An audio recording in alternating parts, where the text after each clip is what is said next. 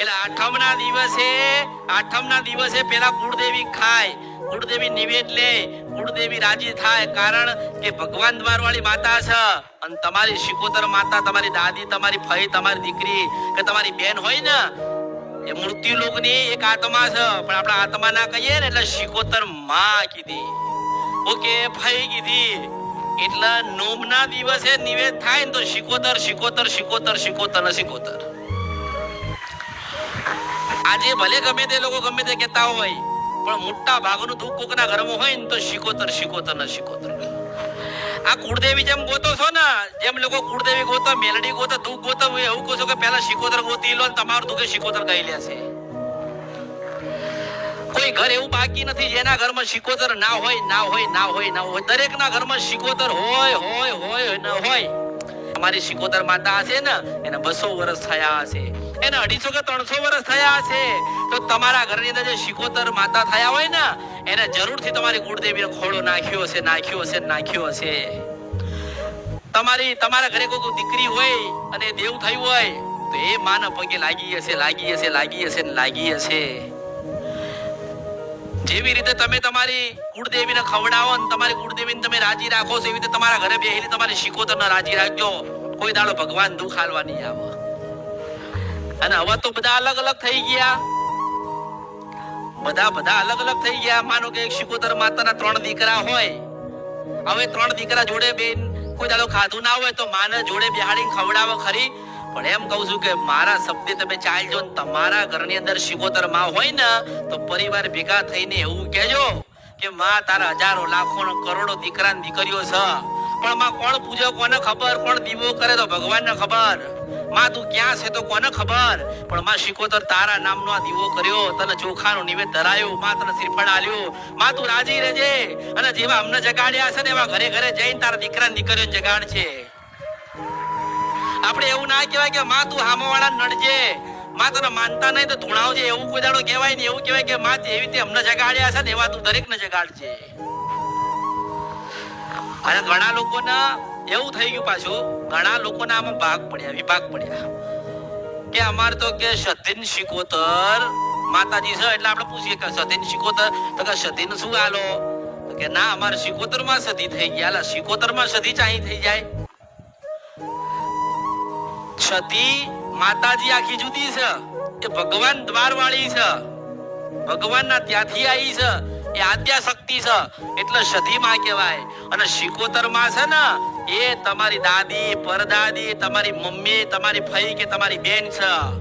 એટલે આ મૃત્યુ લોકની એક આત્મા છે, પણ આપણે આત્મા ના કહીએ ને માં કહીએ છીએ. શું કહીએ છીએ? આપણે એને માં કહીએ છીએ. એટલે સતી માતા જુદી છે ને શિકોતર માં જુદી છે. કોઈ દાડો ગમે તે થાય એવું મગજમાં ના બેહાડ દેતા કે આપણી શિકોતર માં છે ને સધી માં થઈ. શિકોતર માં કોઈ દાડો સધી ના થાય, ના થાય, ના થાય, ના થાય, ના થાય. એટલે તમારા ઘરે કુળદેવી દીવો કરો ને કુળદેવીને પૂજો ને, આઠમના દિવસે નિવેદ આલો ને તો નોમના દિવસે તમારી શિકોતર ને જરૂરથી નિવેદ આલજો, આલજો ને આલજો. ભગવાને માતાજીએ આ નિર્માણ કરેલું છે કે આઠમના દિવસે મોટી માતા ખાય અને નોમ આવે ને તમારી કુળદેવી મોટી છે. કારણ કે તમારા ઘરે જ્યારે એ પરણીને આયા ને તારે તમારી કાળકા ખોડિયાલ કે મેરડીનો ખોળો નાખ્યો તો. નોમના દિવસે તમારા શિકોતર માતાને તમે ખવડાવજો. તમારા ઘરે પૂર્વજ હોય ને તો નોમના દિવસે ખવડાવજો. એટલે ભૂલા ના પડો, ભૂલ ના થાય, ગુના વધે નહીં અને માં નારાજ ના થાય ને સજા ના આપે. એટલે હું તો માર્ગ બતાડું. પછી તમારે જે માર્ગે જવું હોય તમારે નક્કી કરવાનું કે તમારે કયા માર્ગે જવાનું છે. મેં તો તમને એવો માર્ગ ચીધી ના લ્યો જેથી કરીને તમે ભૂલા ના પડો, તમારે કોઈને પૂછવું ના પડે. અને હવે તો તમે પૂછો એટલે તરત એમ જ કે ઉભારો માતાજીને પૂછવું પડશે, દાણા જોવા પડશે, માળામાં જોવું પડશે, મઠે બેહવું પડશે. હું એવું કહું છું કે એક જ જગ્યાએ એક જ દીવે બેહી રહેશો ને તો બધી જ માતા એ જગ્યાએ ઊભી રહેશે.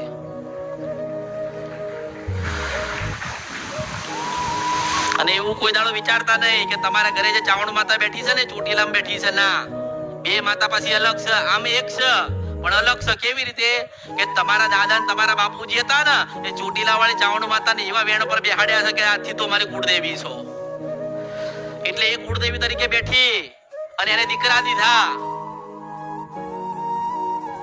અને એ માતા છે ને જગતજનની છે, જોગ માયા છે, જે ચોટીલામાં બેઠી ને દરેક નું ધ્યાન રાખે છે અને તમારા ઘરે બેઠી ને એ વસ્તી નું ધ્યાન રાખે છે.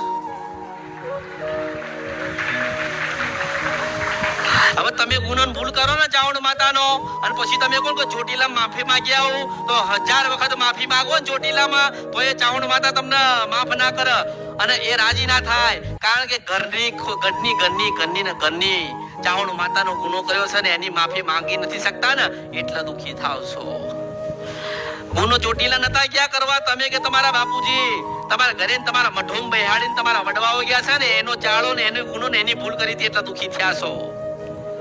એટલે ત્યાં માફી માંગવાની છે. એ તો જગતજનની જોગ માયા છે, દરેક જીવનું કલ્યાણ કરે, દરેકના આશીર્વાદ આલે છે. અને તમારા ઘરે બેઠી રહે તો દીકરા દે છે, દીકરીઓ દે છે, ધંધા દે છે, હારો વેપાર કરાવે છે, હારા લુગડા આલે છે. પછી રૂપિયા કદાચ આલતી હોય છે ને તો તમારી કુળદેવી હાલે ને આપે છે. એટલે કુળદેવીને કદાચ જમાડો, કુળદેવીના આઠમના દિવસે ખવડાવો, કુળદેવીને રાજી કરો તો એમાં ગુનો ભૂલ ના થાય. શ્રીફળ ફેંકી ના દેતા, ચુંદડી પધરાઈ ના દેતા, ફોટો મેલી આવતા નહીં, માને પૂછ્યા ને માની રજા વગર કશું કરતા. એવી જ રીતે આ તો તમે કહો છો લોકો કે શિકોતરમાં હોય ને શિકોતરમાં તો કે વાણવટી માતાનો ફોટો લાઈને મૂકો. હવે વાણવટી ક્યાં તમારી દાદી ક્યાં તમે એક થાય છે? ઘણા પૂછીએ ને તો કે વાણવટી માતા અમારી શિકોતર માં થાય, અમારા દાદાની મમ્મી થાય, અમારી બા થાય કે આલા બાપા એ વાણવટી શિકોતર માતા છે જેને ઝઘડું સાનું વાણ તારી તો અને આને તારી પેઢી તારી છે એ અલગ છે. હવે તમારા દાદી પરદાદી હોય અને એ કદાચ એમની આત્મા તમારી પેઢીમાં રહી ગઈ કે ભાઈ મારા દીકરા મારા ગયા પછી શું કરશે કે પછી મારું આ કોઈ નથી એટલે પાછી ઊભી રહી, એનો જીવ રહી ગયો ધરતીઓ પર. ભગવાને તો કીધું હોય કે હેડ તને નવો જન્મ આપું, નવો અવતાર આપું, તો કે ના ભગવાન હું તારા દ્વાર પર ને તારા જગ્યાએ આવતી રહું તો ભગવાન તું મને હારું આલી દે. પણ ધરતીઓ પર મેં 5 દીકરા મૂક્યા છે, એ દીકરાઓનું ધ્યાન કોણ રાખે? તો કે હું શિકોતર તરીકે બધે ફરીશ, તો આજે બધે ફરસ. એ માર ખ્યાલ રાખે, ધ્યાન રાખે છે. જેને ખબર ના હોય ને કે આપણે ઘરમાં શિકોતર માતા છે કે નહીં, પણ એ માને ખબર છે કે આ વસ્તી બધી જ મારી છે. માં બધાના ઘરે ફરે છે. માં શું કરે કોને કે હવે પછી કદાચ માં કદાચ જાહેર થવાનો સમય થાય કે કોકના ઘરે જાહેર થાય તો કોક પ્રશ્ન કરે કે માં મારા ઘરે દીકરાનો જન્મ થાય ને તો શિકોતર તન બેહાડું, તો તે સોદો કર્યો. માની પાસે સોદો ના થાય, માને એવું કહેવાય કે તારો દીવો અમર રાખવો હોય ને તો દીકરો દેજે અને માં તારી ભક્તિ થાય ને તો જ દેજે. બાકી અમને તું મળી છે ને અમે તને મળ્યા છે ને તો અમારે તારી ભક્તિ કરી ભગવાનના ઘેર જવું છે. જેટલી તમે તમારી માં પ્રત્યે લાગણી રાખશો ને એટલી માં તમારા પ્રત્યે લાગણી રાખશે. તમે માતાને છેતરવાનું કરશો નહીં. માતાજીને આજ તો આપી દઉં, માતાજી પેલું હવડે મને લોકો કરે છે કે આજ તો આ બધું લઈને જઈએ ને માતાજીને પૂછીએ તું રાજી થઈ જાવ. ના, તમે ઘરેથી નક્કી કરીને જે આવો છો ને એ મને ખબર કે શેના માટે આયા છો.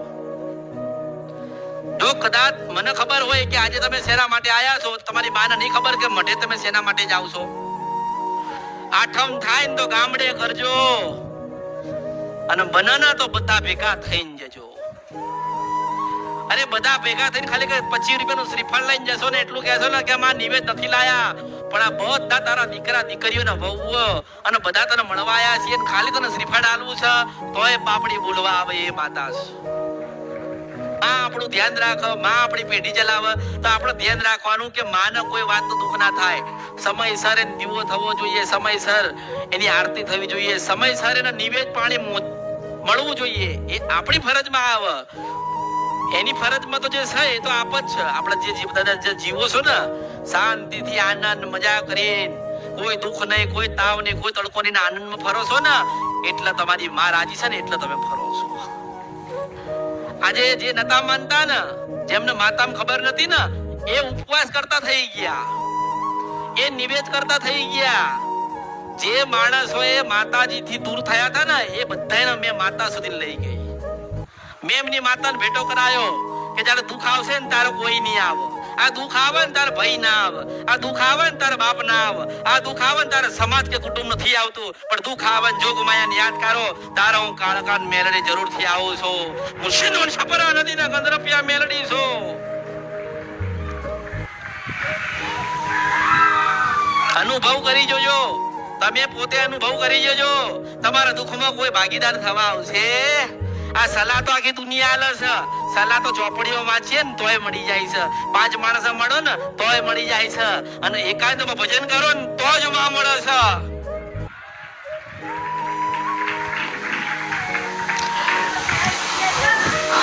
બસ તમે ચોખ્ખો ભાવ રાખો. આ દીવા કરવાનું નિવેદ કરવાનું આવશે ને તાર દુકાન વાળાને જઈને કહે છે, ભાઈ ચોખ્ખું ઘી છે, એ તારો ચોખ્ખો ભાવ છે.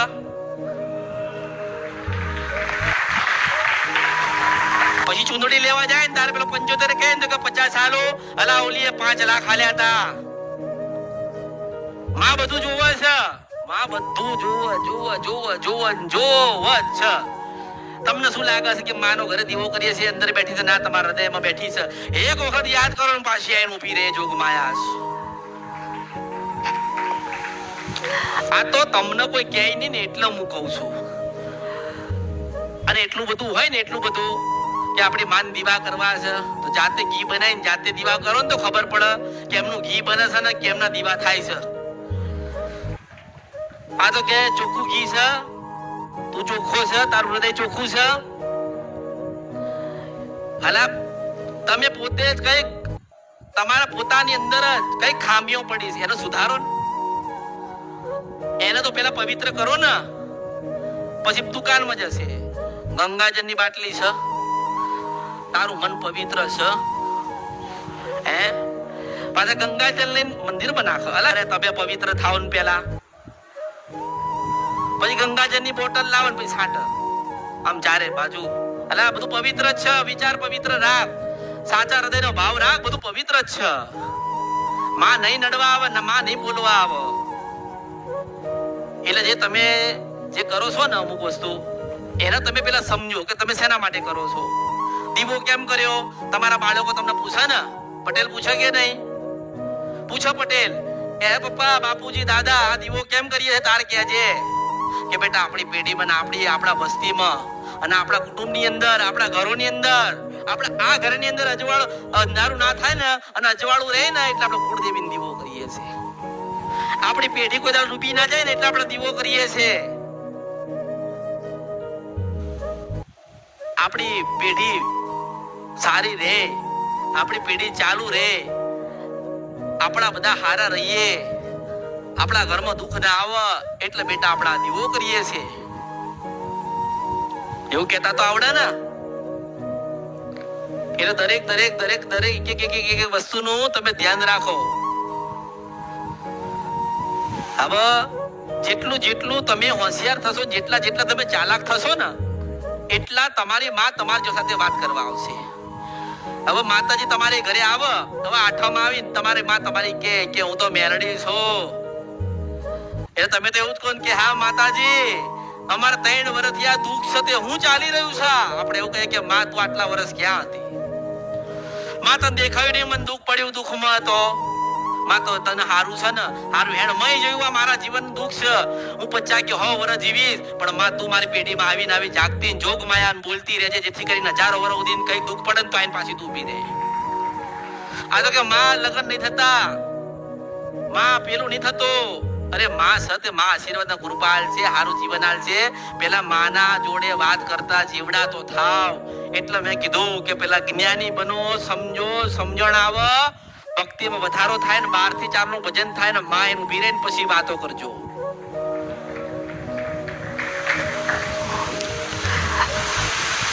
એટલે જે તમે આઠમના દિવસે નિવેદ કરો ને તો કુળદેવીનું કરજો, મેલડીનું કરજો, ચોપડીનું કરજો, પણ શિકોતરનું નોમના દિવસે કરજો. કોઈ માને ના માને, તમે માનો છો ને તમે કરજો. ભલે તમે એને ફોટામાં જોવો છો, દીવામાં જોવો છો, મંદિરમાં જોવો છો કે શ્રીફળમાં જોવો છો, એ માં તમારા હૃદયમાં બેઠીને તમને જોવો છે. અને માને સદાના માટે એવું કહેવાનું રાખજો કે માં જેવા તે અમને ઉજળા કર્યા, માં તે જેવા અમને પવિત્ર કર્યા, જેવા અમને ગુનામાંથી તે છોડ્યા, અને માં જેવું તે અમને જ્ઞાન આપ્યું ને એવું આ વસ્તી ના આલજે માં.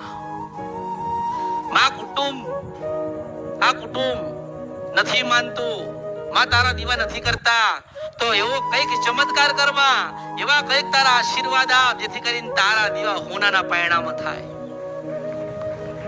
જેમ જેમ સમય જાય ને એમ માણસની ધીરજ તૂટતી જાય. ખબર છે તમને? માણસમાં ધીરજ રહેતી નથી. તો હમણાં મન કહે છે કે માતાજી હું 3 મહિનાથી આવું છું, મારું ના થયું. અલા તારી માં 30 વર્ષથી દુઃખમાં છે. તારી માનો ગુનો 3 પેઢીમાં 3 ભાઈઓ કરીને ગયા. હારા મોટા ગાદી વાળા, ધૂણવા વાળા, ભુવા, આ બધાને ખબર છે કે માનો પેટો કેવી રીતે થાય, માના ગુના કેવી રીતે આપણે ક્ષમા કરાય, માં કેવી રીતે રાજી થાય, એ તમને બતાવવાનો પ્રયત્ન બધાએ તમને કર્યો, પણ તમે સમજતા નથી. એટલે પછી મેં કીધું એક કામ કરો, જોવડાવાની જગ્યાએ માં જોઈને બેહી રહો, અને કશું ના થાય તો 12 થી 4 નું ભજન કરજો. એક દાડો જરૂરથી તમારી માય ઉભી રહેશે. બસ આ તો કેવું છે કે કળિયુગ છે ને, માં તો હજારો લાખો ને કરોડો રૂપ છે, તો કેવા રૂપમાં ક્યારે આવે કોને ખબર. તમે ભજન કરો છો ને બરોબર રાતના 2 થયા, 3 થયા, 4 પશુ પ્રભાત રાજા કરણની વેળા થઈ, તમે ભજનમાં ખોવાઈ ગયા છો ને પાછી બિલાડીના ટવક્યા ઉભી રહે. બિલાડી આવે એટલે માનો કે માતા એને ઉભી રહે. એટલે કહું છું કે આ તો ઓળખો તો ઓળખાય. ક્યારે કેવી રીતે ને ક્યાં મળશે ને માં, એ તો કોઈને ખબર નથી. પણ આપણે માને એવું કહેવાનું રાખજો કે માં દર્શન દે તો પેલા તો મને ડોશીના રૂપમાં દેજે. માં દર્શન દે મારા હો ભાગ્ય હોય તો દીકરીના રૂપમાં દેજે. અને સાચી ભક્તિ તારી કરી હોય ને કશું જોઈતું નથી માં, તારી ભક્તિ જોઈએ છે ને મારા મેં દીવા જે કર્યા તારા ત્યાં લખાયા હોય ને, તો જોગ માયા તું પાર્વતીના રૂપમાં દર્શન દેજે.